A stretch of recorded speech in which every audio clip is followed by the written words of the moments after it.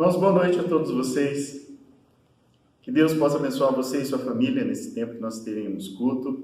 Uma satisfação, uma alegria muito grande podermos estar juntos novamente. E já vou pedindo para você, por favor, compartilhe o link que você recebeu, onde está acontecendo o nosso culto aqui. Compartilhe com algum amigo, com algum familiar, para que mais pessoas possam se juntar, todo esse grupo aqui, para prestarmos culto a Deus. Sobre os recados da semana, essa semana não tem tanta mudança. Nós vamos então na terça-feira às 20 horas ter o estudo bíblico. Depois, talvez na quinta-feira, se nada acontecer, como aconteceu essa última semana, nós teremos também o tempo de oração. Agradecemos mais uma vez a Deus pela tarde de hoje, que nós tivemos um encontro com as crianças. Que Deus possa ter abençoado você, sua família, todas as nossas crianças. Mais uma vez agradeço também aos professores que têm se dedicado a proporcionar esse tempo de comunhão entre nossas crianças. Irmãos, e os dos aniversariantes da semana, eu tenho anotado que sábado foi aniversário da Nayane. Deus abençoe, Nayane. Deus abençoe você, as crianças, Deus abençoe toda a casa aí. São esses recados que gostaria de passar para vocês. Espero que Deus possa nos abençoar nesse tempo de culto. Eu quero convidar você para uma oração. Vamos orar? Deus querido, obrigado por esse tempo, pela semana que passou e por essa oportunidade que temos de estar juntos novamente. Obrigado, Deus, porque o Senhor continua nos abençoando, guardando e sustentando, apesar de toda a situação complicada que nós estamos vivendo. Pedimos pelos outros irmãos e irmãs que também nesse momento se reúnem para prestar culto ao Senhor, para buscar esse tempo de comunhão com o Senhor. Assim como pedimos pelas nossas vidas também. Que nada possa interferir na nossa atenção durante o culto a Deus. Nós estamos vivendo esse momento especial, diferente, esse formato diferente, tem tantas coisas que concorrem contra a nossa atenção. Pedimos a Deus que possamos adorar de fato ao Senhor, entregar completamente nossas vidas ao Senhor. Também pedimos que o Senhor possa nos alimentar através da palavra que será pregada, exposta. Abençoe Paulo, Deus, que vai conduzir esse momento de sermão. E em nome de Jesus que nós oramos, agradecendo por tudo. Amém.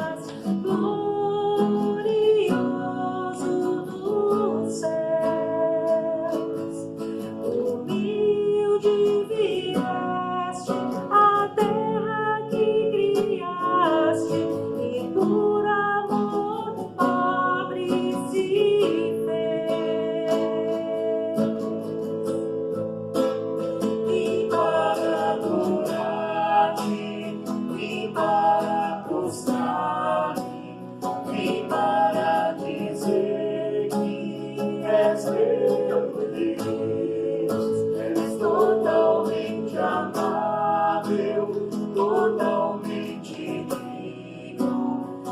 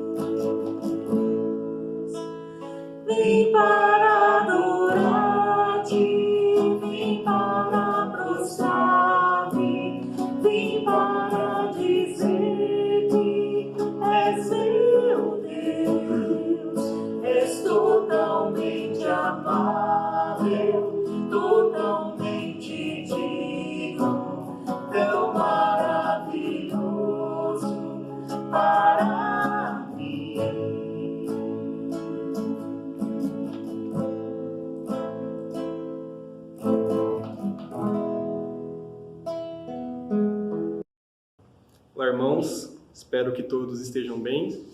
Nesse momento, quero convidá-los a me acompanhar na leitura bíblica do Salmo 92. Nós leremos até o versículo 5. Salmo 92. A palavra de Deus diz: como é bom render graças ao Senhor e cantar louvores ao teu nome, ó Altíssimo, anunciar de manhã o teu amor leal e de noite a tua fidelidade, ao som da lira de 10 cordas e da cítara e da melodia da harpa. Tu me alegras, Senhor, com os teus feitos, as obras das tuas mãos levam-me a cantar de alegria. Como são grandes as suas obras, Senhor, como são profundos os teus propósitos. Que nesse momento nós possamos entoar louvores juntos ao nosso Deus e nos prepararmos para o culto que teremos agora. Que Deus abençoe você e que nós sejamos edificados pela palavra de Deus. Amém. Quão grande é o meu Deus, cantarei. Quão grande é o meu Deus, e todos hão de ver. Quão grande é o meu Deus.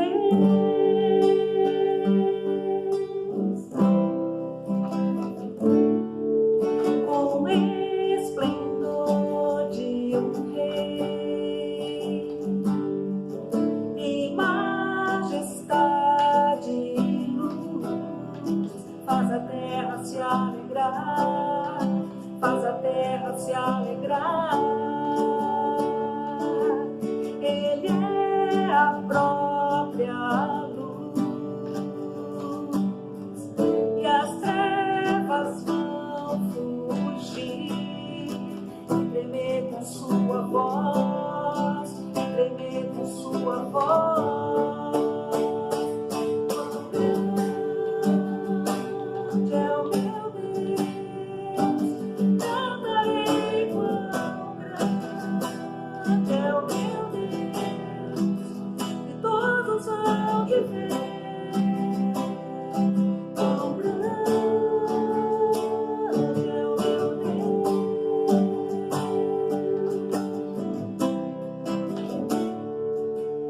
Por gerações Ele é, o tempo está em suas mãos, o começo e o fim, o começo e o fim. Três se formam em um,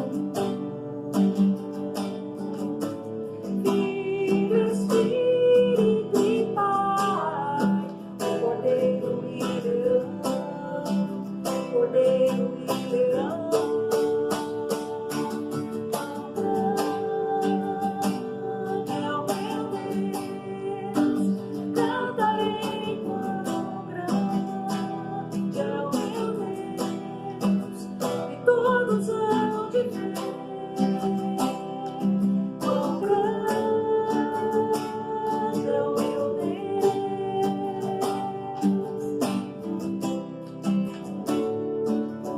Sobre todo nome é o teu. Tu és digno do louvor.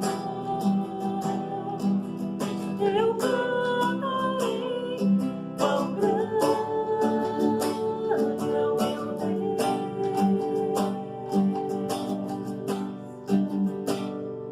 Quão grande é o meu Deus,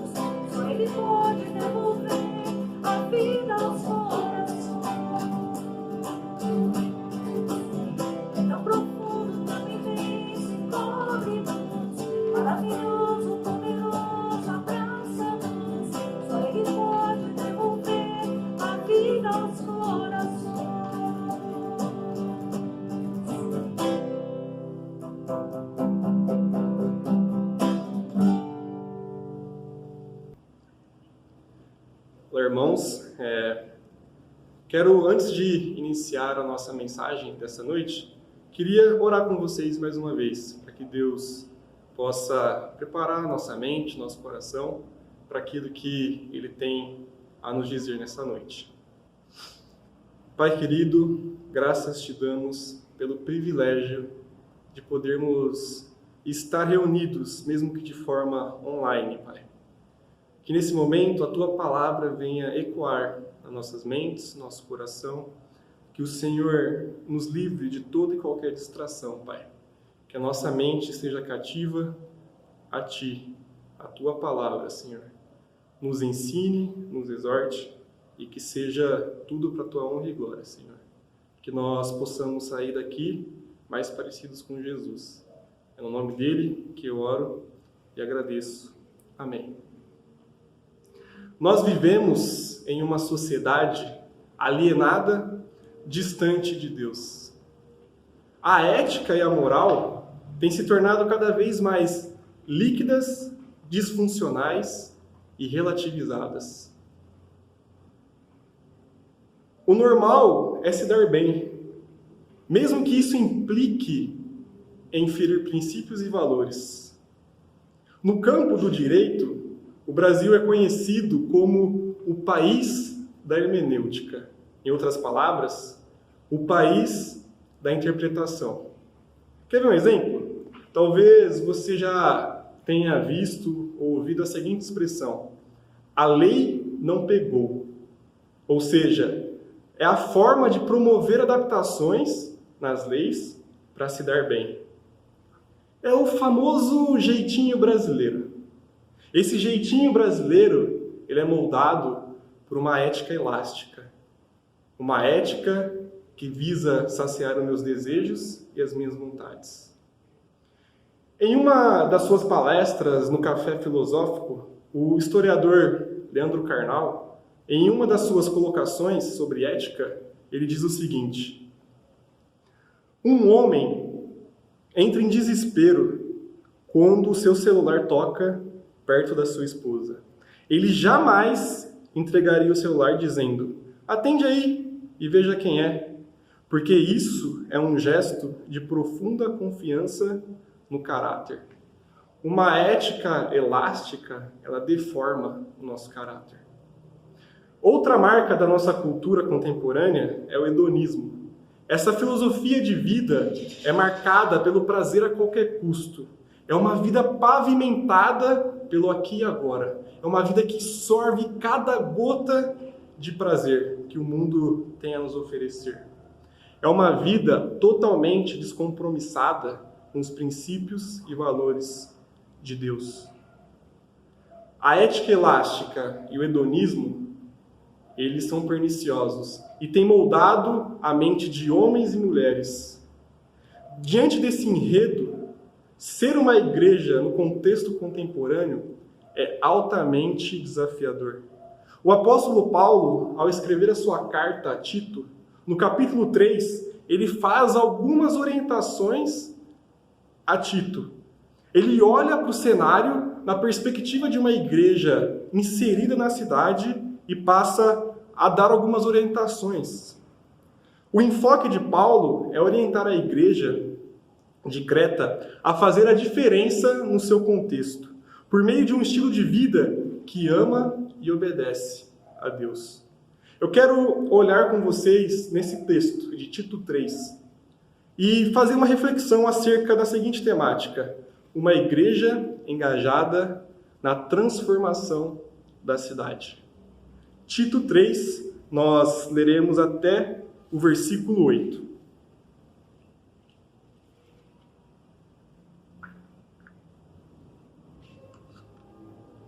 A palavra de Deus diz: lembre a todos que se sujeitem aos governantes e às autoridades. Sejam obedientes, estejam sempre prontos a fazer tudo o que é bom. Não caluniem a ninguém, sejam pacíficos e amáveis, e mostrem sempre a verdadeira mansidão para com todos. Houve um tempo em que nós também éramos insensatos e desobedientes. Vivíamos enganados e escravizados por toda espécie de paixão e prazer. Vivíamos na maldade e na inveja, sendo detestáveis e odiando-nos uns aos outros. Mas quando se manifestaram a bondade e o amor pelos homens da parte de Deus, nosso Salvador, não por causa dos atos de justiça por nós praticados, mas devido à sua misericórdia. Ele nos salvou pelo lavar regenerador e renovador do Espírito Santo, que ele derramou sobre nós generosamente, por meio de Jesus Cristo, o nosso Salvador. Ele o fez a fim de que, justificados por sua graça, nos tornemos seus herdeiros, tendo a esperança da vida eterna. Fiel é esta palavra, e quero que você afirme categoricamente essas coisas, para que os que creem em Deus se empenhem na prática de boas obras. Tais coisas são excelentes e úteis aos homens. Uma igreja engajada na transformação da cidade, ela tem essencialmente um estilo de vida missional. Quando o apóstolo Paulo fala, lembre a todos que se sujeitem aos seus governantes e às autoridades, sejam obedientes e estejam sempre prontos a fazer tudo o que é bom. Não caluniem ninguém, sejam pacíficos e amáveis e mostrem sempre a verdadeira mansidão para com todos. A orientação aqui de Paulo aos cretenses é para que eles vivam um estilo de vida missional na esfera pública. E esse estilo de vida se dá por seu testemunho. Os cretenses provavelmente ali estavam insatisfeitos com a postura que o governo romano estava tendo para com eles. O governo era um governo tirano que exercia opressão naquele povo. E muito provavelmente ardia no coração daquele povo retribuir na mesma moeda tudo aquilo que o governo estava propondo a eles. Mas Paulo olha para aquela situação e ele orienta Tito a agir na contramão daquela cultura. Quando Paulo escreve essas orientações, ele está, de fato, falando assim, olha, viva um estilo de vida submisso às autoridades, mesmo que isso custe caro, mesmo que isso seja muito difícil para vocês. Quando eu e você olhamos para o nosso contexto, talvez você olhe e fale, mas é muito difícil olhar para o cenário do Brasil e se sujeitar ao meu político, ao governante do meu país, aos governantes da minha cidade. Realmente, é muito difícil, num cenário como nós estamos vivendo hoje. Mas o que Paulo está querendo mostrar para o povo de Creta e para nós hoje é que essa é uma atitude daqueles discípulos que se comprometeram com Cristo. É uma atitude de sujeição, apesar das mazelas que esses governantes estão fazendo para com a nossa cidade, para com o nosso país. E Paulo, ele vai um pouco mais além disso. Ele fala, instrui também o povo na maneira de proceder para com as pessoas ao seu redor. Sejam pacíficos, tratem as pessoas com gentileza. Não seja uma pessoa amarga, uma pessoa egoísta, num mundo individualista como o nosso hoje. Agir dessa maneira é o normal. Pessoas não olham para aqueles que estão ao seu lado, não dê importância para as pessoas que estão em vulnerabilidade. Hoje, nós queremos satisfazer apenas o nosso próprio ego. Não importamos mais com ninguém à nossa volta. Mas, quando nós olhamos para esse texto, nós vemos que a instrução de Paulo é para que eu e você vivamos um estilo de vida que enalteça a pessoa de Cristo. E isso passa por nós não negligenciarmos os nossos deveres. De pagar impostos ao invés de sonegá-los. De honrar os nossos pais, retribuindo todo o cuidado que eles tiveram para conosco ao longo de toda a nossa vida. Qual foi a última vez que você investiu tempo na sua família, com seus pais? Que você tomou um café e teve aquela conversa tete a tete? Talvez num momento como esse fica um pouco mais difícil nós nos encontrarmos, mas uma ligação telefônica já faz total diferença. Como discípulos de Jesus, nós temos a missão de abençoar a nossa cidade. Qual foi a última vez que você dedicou parte do seu tempo, seja doando sangue ou se envolvendo em alguma causa social? É nosso dever exercer empatia para aqueles que estão à nossa volta. Quando eu estava vindo aqui à igreja, passando ali pela Norte Sul, eu vi um slogan que dizia o seguinte: doe, não deixe que o Covid-19 isole a solidariedade. Num tempo difícil como esse, o que é normal é nós olharmos apenas para o nosso próprio umbigo e não olharmos aquilo que está à nossa volta. Eu sou muito grato por estar numa igreja na qual a diaconia fez um movimento belíssimo de arrecadação de alimentos para assistir aquelas pessoas que estão em estado de vulnerabilidade, que passam por dificuldades, seja financeira, seja material. Mas o grande ponto é que isso não pode, de forma alguma, ser apenas um aspecto pontual.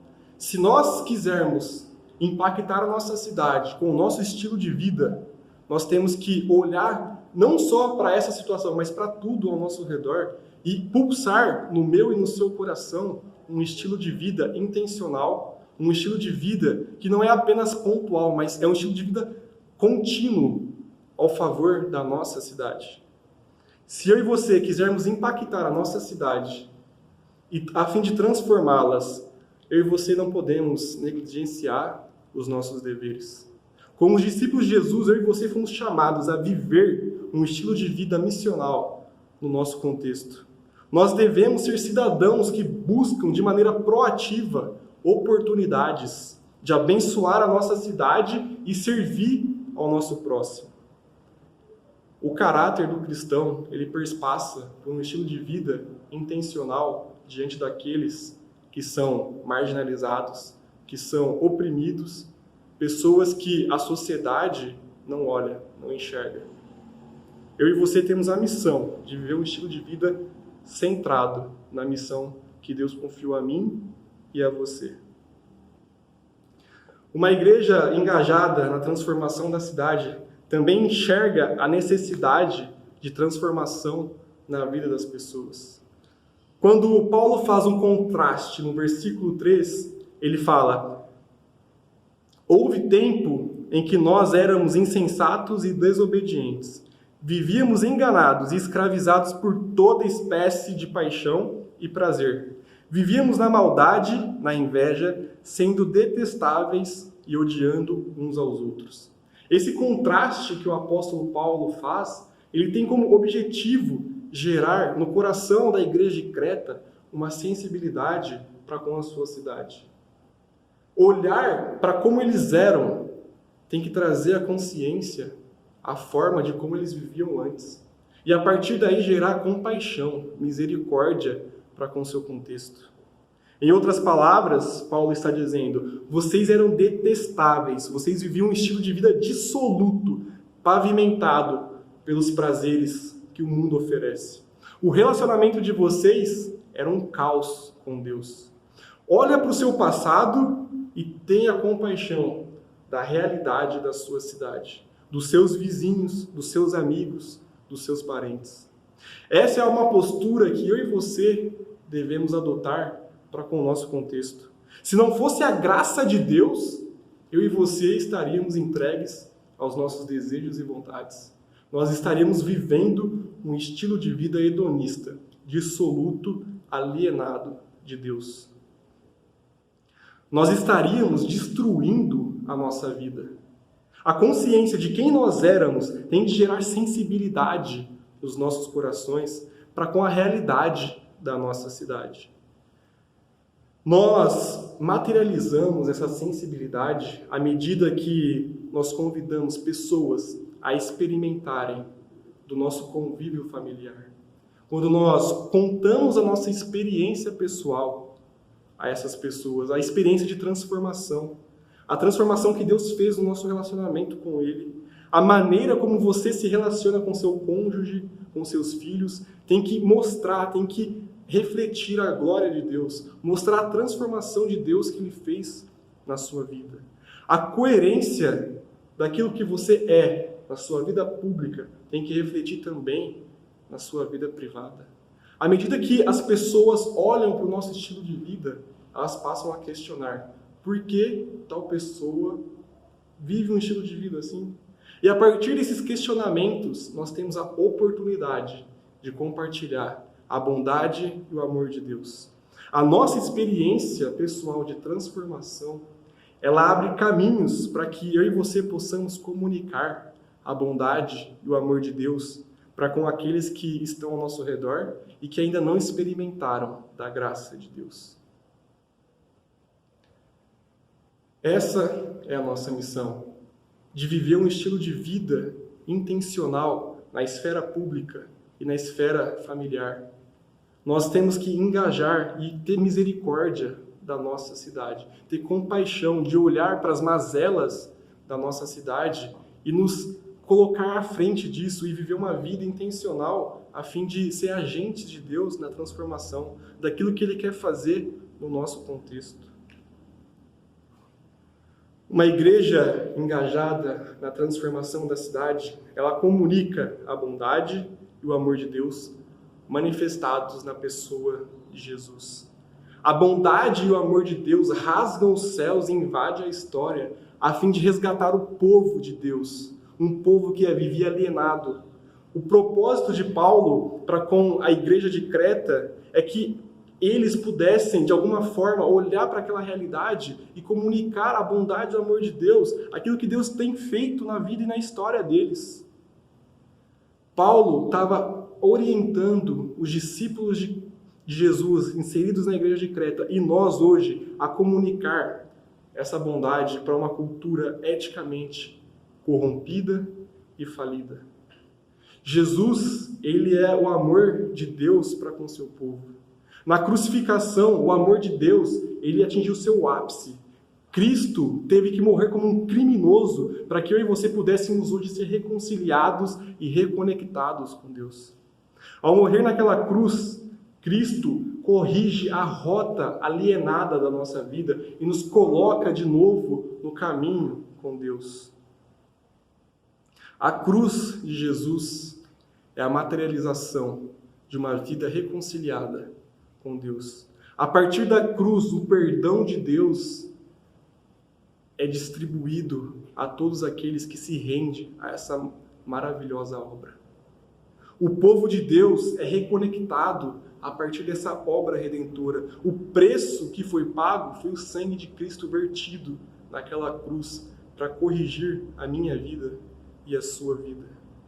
Nós somos alvos intencional da graça e misericórdia de Deus. Tudo isso é pela graça. Não há nada que eu e você possamos fazer para conquistar algo da parte de Deus.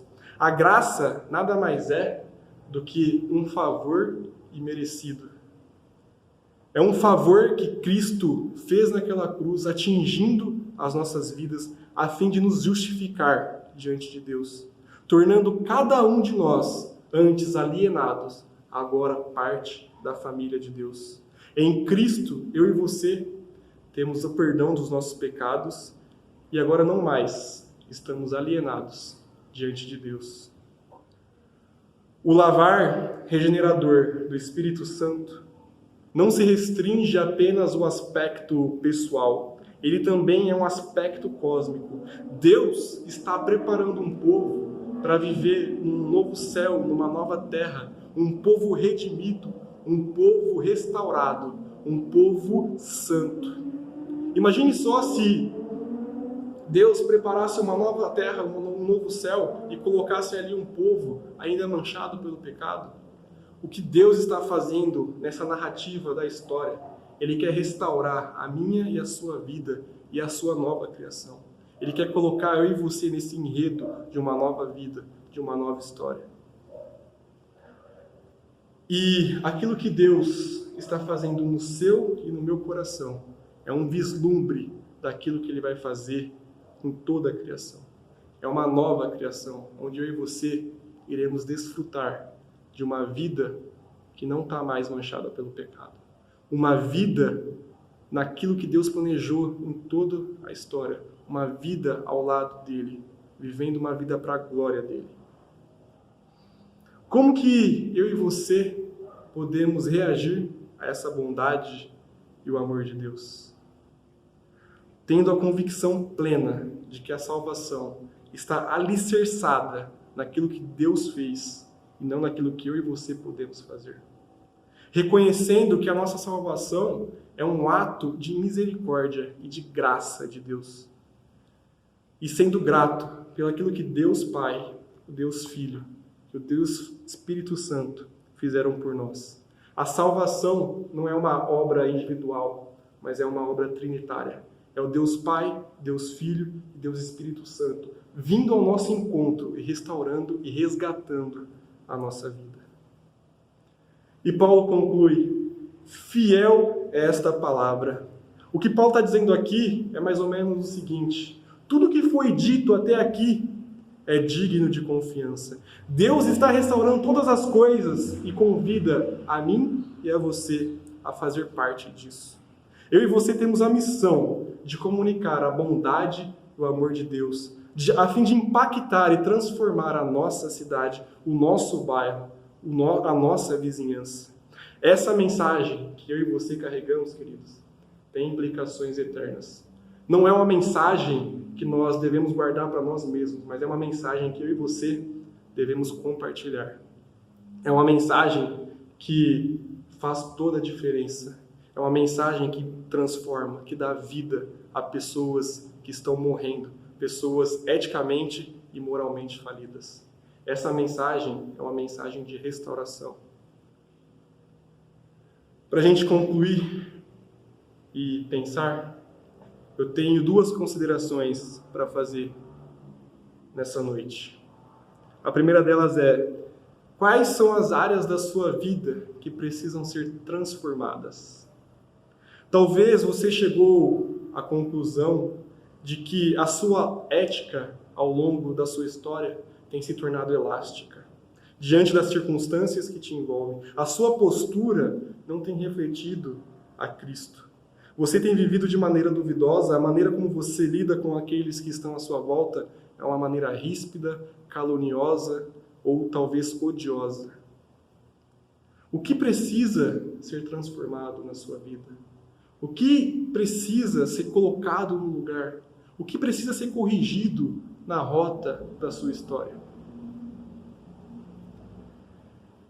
E a segunda implicação, eu queria fazer um desafio para mim e para você nessa noite. De viver um estilo de vida intencional, a fim de fazer diferença no nosso contexto. Como discípulos de Jesus, eu e você temos a missão de comunicar a bondade e o amor de Deus, a fim de impactar e transformar a nossa cidade. Como eu havia falado, essa mensagem tem implicações eternas. Deus está restaurando todas as coisas e nos convida, dando o privilégio de fazer parte dessa restauração. Qual vai ser a sua postura diante disso? Qual vai ser a sua reação diante dessa bondade e desse amor de Deus? Como você pode olhar para a sua narrativa de vida, ver como você era e como você é hoje? Como isso implica na maneira como você vai viver a partir daqui? Talvez você não tenha crescido num lar cristão e algum amigo investiu tempo na sua vida falando do amor desse Deus, dessa transformação que só Jesus pode nos dar. E esse amigo investiu tempo na sua vida. Cabe a nós hoje investir tempo na vida de outras pessoas a fim de transformar a nossa cidade, impactar o nosso país. Esse é um desafio que eu quero trazer para nós hoje, como igreja. Que a nossa igreja não seja lembrada como uma igreja egocêntrica, mas uma igreja que entra, que insere dentro da cidade e faça algo bonito, uma transformação. Que a nossa igreja possa fazer a diferença, não para exaltar o nosso nome, mas para que a gente possa cumprir a nossa missão como discípulos de Jesus. Eu quero chamar você para um momento de oração. E a música que iremos cantar agora, após a mensagem, eu quero que você faça dessa canção a sua oração também. Pai querido, graças te damos pelo privilégio de fazer parte daquilo que o Senhor tem feito nessa história, Pai. Muitas vezes nós vivemos de maneira egocêntrica, nós retemos aquilo que o Senhor nos deu de graça, Pai. Muitas vezes nós temos agido na contramão daquilo que o Senhor quer que nós façamos, Pai. Tenha misericórdia de nós, Senhor. Nos ajude, ó Pai, a entender as implicações de ser um discípulo de Jesus. Que nós possamos viver uma vida para a honra e glória do Teu nome, Pai. Nos dê a oportunidade, nos dê a ousadia, Senhor, de ser intencionais no nosso contexto. Que a nossa vergonha, que as barreiras não venha colocar empecilhos para a proclamação do Teu Evangelho, Deus. Usa-nos, Senhor, apesar de nós. Que o Teu Santo Espírito, ó Deus, venha nos impulsionar para propagar a Tua mensagem, ó Pai. É no nome de Jesus, Senhor, que nós oramos. Amém. Desejo, com toda a minha sinceridade, que a palavra do Senhor tenha falado diretamente com você. Espero que durante a semana, meu irmão, minha irmã, você tenha oportunidades de refletir sobre isso que foi ensinado, exposto para nós, possa também colocar em prática. O momento de conversarmos um pouco mais sobre isso na terça-feira, como eu já tinha anunciado. Leve suas dúvidas, um momento para a gente poder falar sobre questões práticas daquilo que nós aprendemos e que, nesse caminhar, a cada passo que a gente der nessa vida, Deus permita que possamos ser moldados, transformados pelo Espírito Santo e assim nós vamos parecer cada vez o Cristo que nós servimos. Seremos, de fato, cristãos, o seguidor de Cristo. É no nome dele que eu peço e oro nesse momento também. Pai, obrigado mais uma vez. Temos muito que agradecer ao Senhor, primeiramente pela cruz, pelo sacrifício, pelas nossas vidas resgatadas e transformadas. Obrigado, Senhor, porque nós temos não somente essa vida e essa realidade, mas também uma outra realidade que o Senhor já tem preparado para nós. E até chegarmos lá, que esse processo de mudanças contínuas que o Senhor quer fazer e tem feito em nossas vidas, possam ser feitas sempre, ó Deus, da melhor forma possível, sem nós atrapalharmos em nada o processo. Muitas vezes nós lutamos contra, mas pedimos a graça e misericórdia do Senhor, para que o Senhor continue cumprindo e terminar e chegar até o fim daquilo que o Senhor há de fazer conosco. E é no nome de Cristo que oramos mais uma vez. Amém. Queridos irmãos, que a graça do nosso Senhor Jesus Cristo, que também é o amor de Deus o Pai, externas consolações do Espírito Santo acompanhem vocês, não somente hoje, mas para todo e todo sempre. Amém. Boa semana a todos.